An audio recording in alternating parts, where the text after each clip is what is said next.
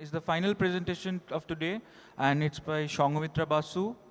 She's a PhD MA Conservation Studies IAAS York, PG Urban Planning SPA, and she's basically she's just retired from IIT Kharagpur, and I would request her to. Has given me 20 minutes time. I'll try to do that. And just a short brief, I am a conservation architect, planner, worked with Heritage, Brother Charles Wallace, part of a National Monument Authority, and I retired from IIT Kharagpur just last month. Molashi, just I like to share something with all the things. While she was explaining beautifully I think conservation is a concept of tangible and intangible. And you must be knowing in Hiroshima what they do is that the trees which were half burned during the bombing, so what they do is that they take the seeds of those trees, and depending on which country you are coming from, they give you the sapling so that you take it. So conservation is basically a beautiful thing. You remember, you take the things from the site, put that. So it's basically a continuity between the things. So it's a basically concept of tangible and intangible. Being the last person, I am very fortunate because a lot of things have been already shared and I have a very limited time. So I will go very quickly. I also worked in a very planning and development of heritage areas. What I'm talking to do is not like others that where they have worked on the site. I like to share with you some of the cases which I learned from. For me, when I travel, the cases are my case studies, which I like to learn from and put that in my work. The cases I'd like to share, 4 or 5, is where I went without knowing the cases earlier, and I bumped into those cases, and I remembered Calcutta. And I thought, this could have been done in Calcutta. And then I found out about this case study, and I tried to find that. So I'd like to share that from my travel diary. These are all very well-known examples, but I didn't know any one of them before I sort of went to the actual site. I will manipulate. So Calcutta, where I have been brought up, it's my city, our city, and I think there are a lot of challenges and opportunities in those cities. As Manish said, that Calcutta recently have seen the scenario has changed. A lot of adaptive reuse has been happening in Calcutta. Okay, so to save Calcutta's crumbling heritage, adaptive reuse is the solution. Yes, in many cases, yes. And I am not going to define what is adaptive reuse. I generally tell my students, it is the relationship between the grandfather and grandson or grandchild that both can learn from each other. One can teach some other the computer, another can tell the stories. So it is a sharing, joining, and walking together for the future. And that's how what is the adapting, as Mani said, adapting to each other and learning from each other and staying together. As I say that recently we have seen 6 Baliganj places, Calcutta Bungalow, Sienna Store and Cafe, and the list is going on, and the consciousness is very there, but a lot for the tourism and hospitality industries. But there are also cases like Bidashagar House, which Manish has done, Bosch Institute, and there are many of them in Calcutta, where they are not done for the economics, but they are for the value that they are. There are many of them which we have been adapting, and we have been using the houses, not maybe properly, not maybe sympathetically, but we have been doing that in Calcutta for many, many years. Very recently, there are a lot of other cases which are happening, like Metro Cinema Hall, the Kolan jewelry, which are done not by the government, by the private, and there are quite a few of them which is happening.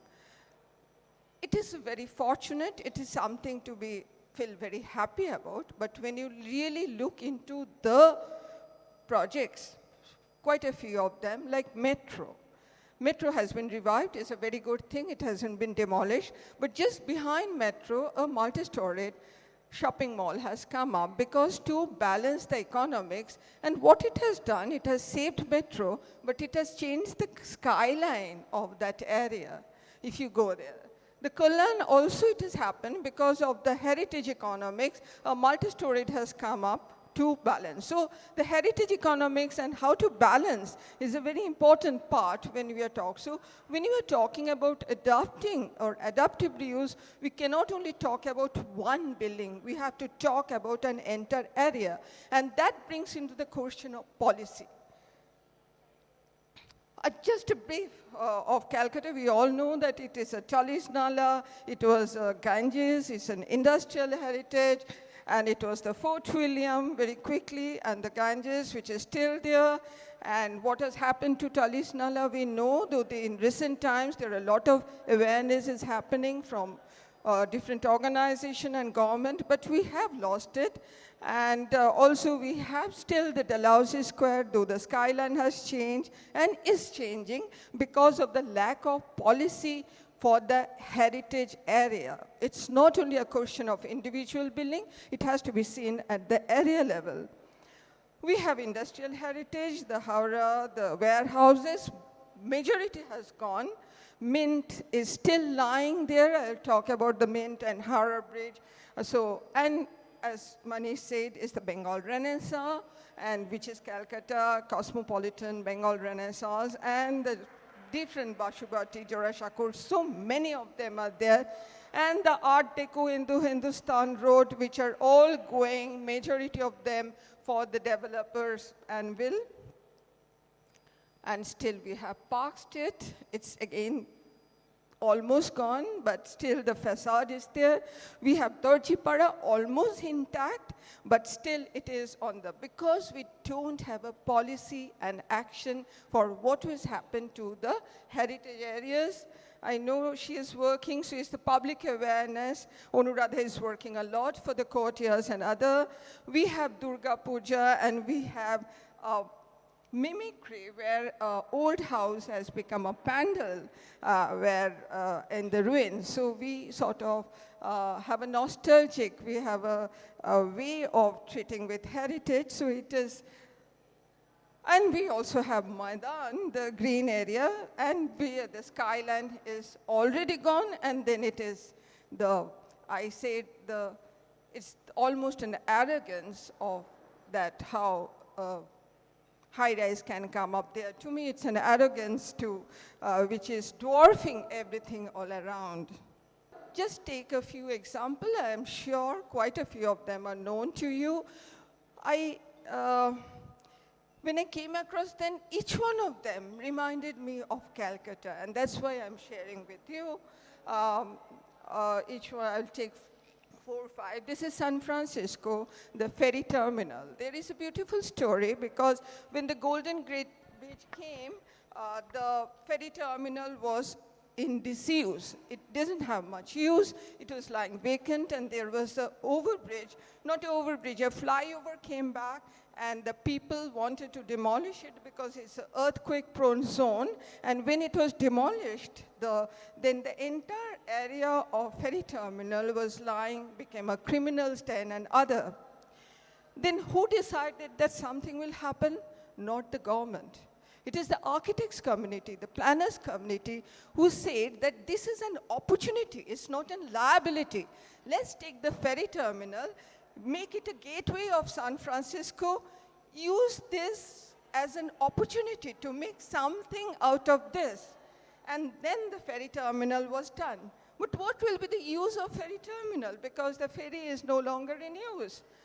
So they decided, they had a vision, they dreamed. The ferry terminal will be gateway of San Francisco.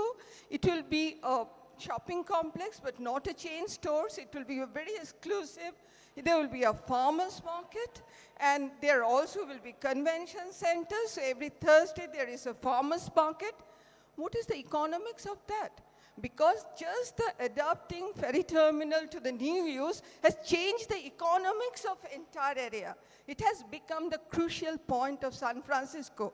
So when we talk about money and economics, we have to see a long-term sustainability, that what will be the, we cannot do it in short term. It has changed the entire area, this ferry terminal, and people come here, not the tourists, but the local people, because there are breads which are very exclusive to that area, homemade things, the farmers market. So heritage cannot only survive for tourists. And this is what has happened of the ferry terminal. I'm quickly going, and when I went there, I remembered Calcutta. You know why? Because there was a silver mint which is still lying unused, and exactly what was done in San Francisco is being done here. There is a flyover being constructed to speed up the area.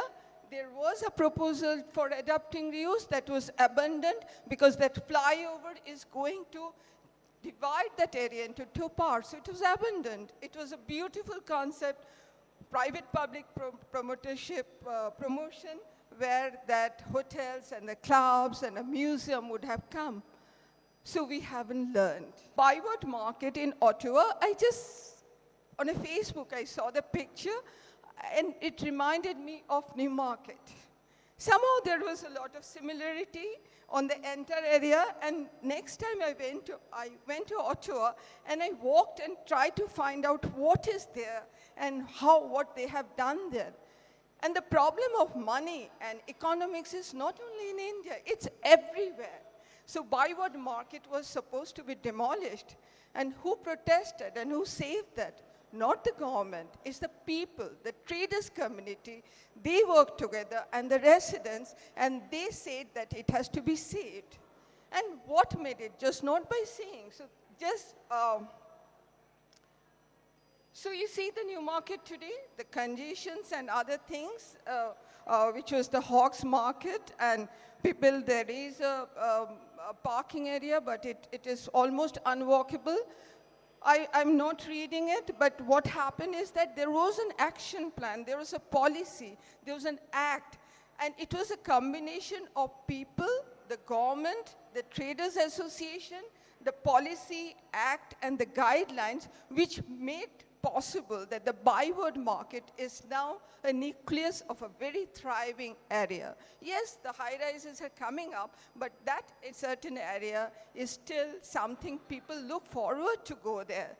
And it is a pleasure going there. And most of the important restaurants and the eating houses, but it hasn't taken away the people. The local traders are still there. So their interest, because they are there, part of the process right from the formulation of the policy. The Bankside Power Station, which opposite St. Paul's Cathedral, and which was a turbine factory, which was in disuse, and at one point of time, my teacher Bernard Fielden said that it should go away. It doesn't have any right to be there. It's an ugly-looking building. But then there was a promotion in the BBC. They said it has to be there, but there was a tender, nobody was taking there. Ultimately, the Tate Gallery came there, and it was the modern Tate Gallery which has come up there. Very recent news is that Tate is now going to the villages with their exhibits. But that knows the question, what it has done to the area. The Tate Gallery being there, it has now become a center of activities.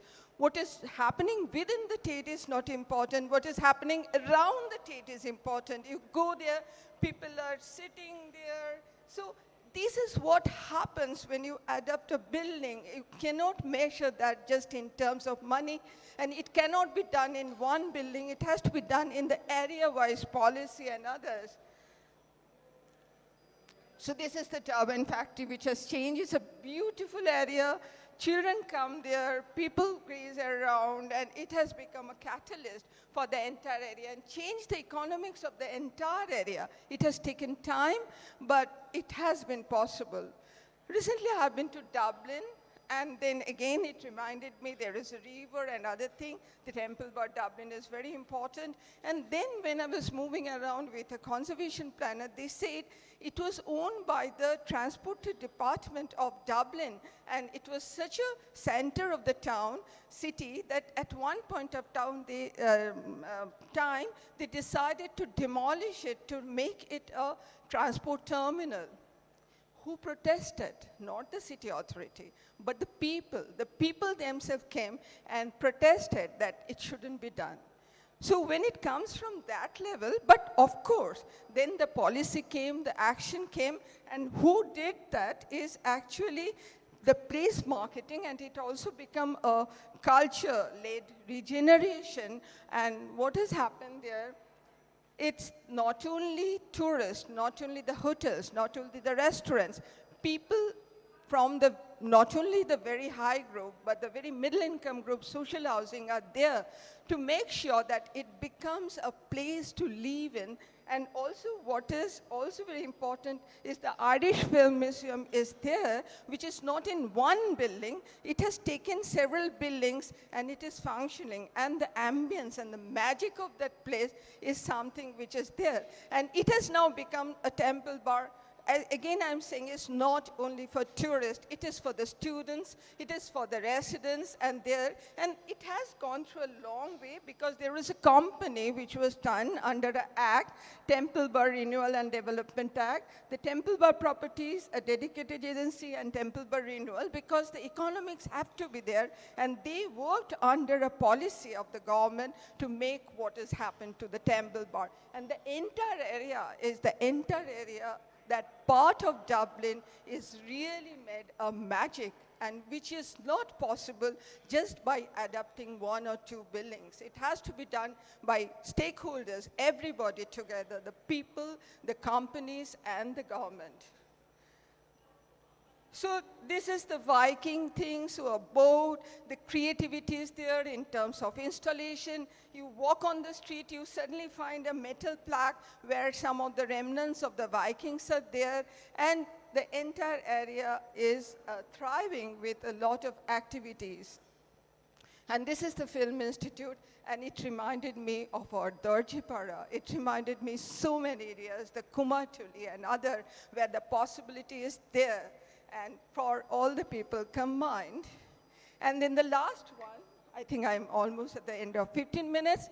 I just been to Valencia, and I didn't know. I did my homework. I went to see Calatrava's work, and when I was going around the bus, I saw what a beautiful green space, which is lower than the street level, and it is widening. So it must have been a river, and there were the bridges across Calatrava bridges, traditional bridges are there, and there are football grounds. There are the walkways, there, the children's park, and the entire metro is going under that. What was that? It was a river, River Turia, which had a several severe flood.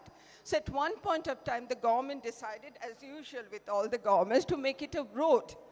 And then who protested? The people. They said that, no, we want a green area. So imagine that green area is all across. It's almost like Chandigarh. All across, it was given, and it is still lower. And I was walking there at 11 o'clock on the night in a park. There are football grounds, there are children's park. Even the Calatrava's works are also there. There are cycle tracks. So this is what is called the meeting the challenges and turning them into opportunities. Not by just policy, just the architects, the planners, the government, the policies, and the people, and everybody together can make it done. And this is what is not done. And each one of them, I went there, and I remembered my city of Calcutta. And I said, what the opportunities we have almost lost, and there. Still, Calcutta doesn't have a development plan, doesn't have a heritage area plan, and we are almost losing. And there, awareness is there. Main thing of heritage is the feeling pride, feeling proud of a place, and that is all there, but it has to be matched with the practicalities of heritage economics, the legalities, and the promotion. I would like to share with all a good news. West Bengal government has recently declared 2 cities as heritage town. Kuch Bihar and Nadia. Nadia is for intangible heritage, and Kuch Bihar is for. We from IIT were doing the Kuch Bihar, is almost over. I thought it's only Kuch Bihar Palace, which is Gayatri Devi's. We have enlisted 130 almost structures, and there are water bodies all over the city are the water bodies, planned water bodies. This is also part of heritage. And last month, it has been gazetted and all the things. And people are now ringing us up and saying, why haven't you included my house as the heritage? So this is, and because when you go there, you see it's not the monument, it's not the Rajbari, but it's Rajar Shahur, but Rajbari, but it's the common people. We are very proud of their heritage.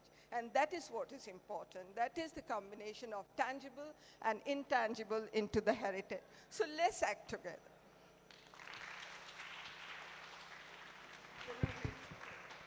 Thank you. When you talked about how you kept stressing that how middle class people and the people who live around were being able to use some of these places, what is your position on how heritage is used as an agent to gentrify places as well? Yeah, I think I personally agree with you that many of the places, gentrification is a problem. I remember I went to one of the Chinatowns, you said that how many people are, if you are still staying. So my answer, which I look for when I go around these places, is that working with the people from the beginning. And most of these cases, people themselves came forward as a group, not as an individual, say that this. So the awareness plays a very important role, I think, NGO. And maybe to some extent, yes, but I found student community stays, there are a lot of people, and the social housing, which is with the government, they're using a social housing, Dublin and many places, to make sure that it also still remains a residential area, which is a very important part. Have I answered? I'll take one more question if anyone. You've been saying that, you know, in all these cities that you have seen these places, these heritage places that you discovered in these different cities in the world, and you've said that the public came together to demand for these places to exist, you know, not the government. But do you think our public is that kind of aware, and Actually, you know, you're that right, is a that it's not public can come together like that. I'm very sure there had been NGOs, there has been community, there has been social action group who have been working there and to make the people aware that in our country sometimes we don't know that this is happening. We see when it is already done. So the people who know, they have to sort of form some groups. So some behind the scene things goes on. So the awareness, I think, is a very important part where bringing the people into dialogue, and so that people know and they can voice their opinion, not just for just a stakeholders meeting. It has to be done from the right beginning. But I think when people can see, like I'm sure that all the examples you have seen with Maulashis and all the cases, I think they will, and even Srirampur, they should act as a catalyst. But the question still remains, the private people still ask, what will be my gain? What will be, but now what to do it? Like when we are talking about incentive, we also have to talk about disincentive. So if you know that your building is demolished and you can build and make a lot of money, then you are gone. How much you can give incentive? So there has to be disincentive. What is disincentive? To declare that as a heritage zone so that you cannot go beyond that. So this has to be balanced, and this is a very difficult task. If you say, no, I mean, if demolished, and I can just give this incentive, but still if you demolish, you can go for 15, 20, unlimited. So that's why I say the policy is very important. There has to be an act, Byward Market, Dublin, all the acts were there to sort of keep that gap. And this has to be balanced. It is almost like a danda and a chocolate combination. Otherwise, heritage doesn't work because the economics is very important. But it's not money, it's heritage economics as a group thing. Awareness of the people. And also to make them aware that in long term, because all these places I said, the property value is very high. But it takes, you can immediately one community, you cannot say that. So people want to invest there because entire Dublin Temple Bar area are homestays. I stayed in one of the apartment and other thing. So the value goes up there. But at the same time, it should not become only a floating population. It have to make sure that it's also resident and not a very high. Who will do that? The social housing, the government. So this requires an all-round policy, and it takes a lot of time.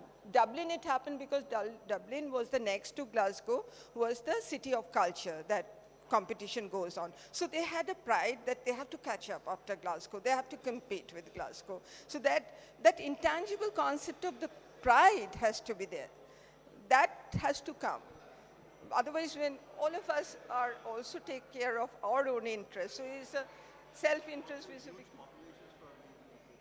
No, see, Temple Bar is a very congested area, but it's only a city. But if one has to show that it's a question of option. If you go this path, this has happened, you have to go. So there the technocrats should come, they have to see and work together. Ferry terminal was just like our warehouses. It was dilapidated, it was a criminal area. And there's a drug addicts area. It was all lying vacant after that flyover was demolished. It's this planning association, the architects association came say, let's take that and make it a pride. What happened is the terminal, but there the tourism, and it's there. And it's not only for chain store. No chain store is allowed there. It's a convention center and other. So they had a vision. I showed the sketch. They did the sketch, and actually that is happening. And Thursday markets are there. All the YouTubes are there of all the cases. I mean, because I made it very short, but that is what was my take home. Thank you. Thanks a lot. We end our conference here.